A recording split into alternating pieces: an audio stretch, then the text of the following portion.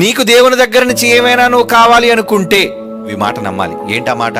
తండ్రి నాకు ఆరోగ్యం ఇయ్యి, నువ్వు అడగనవసరం లేదు. తండ్రి నాకు ఆయుష్ ఇయ్యు, అడగవలసిన పని లేదు. తండ్రి నాకు ఆర్థికపరమైన సమస్యలు ఉన్నాయి, నాకు డబ్బు ఇయ్యు, అడగనవసరం లేదు. తండ్రి మా ఇంట్లో ఇబ్బందులు ఉన్నాయి, వీటిని తీర్చు, అడగనవసరం లేదు. ఎప్పుడు తెలిసి అడగనవసరం లేదు. ఇదిగోండి ఈ మాట, మొదట ఆయన రాజ్యమును ఆయన నీతిని మొదట వెతకాలి. అన్నిటికంటే ఫస్ట్ ప్లేస్. అంటే నీ కుటుంబంలో నువ్వు దేవునికి ఏ స్థానం ఇస్తున్నావు? నీ వాళ్ళకి ఎక్కువ స్థానం ఇస్తున్నావు, దేవుడికి ఎక్కువ ఇస్తున్నావా? సర్వసాధారణంగా మనుషులు ఎలాంటి వాళ్ళంటే మన అవసరతలు మన వాళ్ళు అనేసరికి ప్రాధాన్యత ఇస్తాం.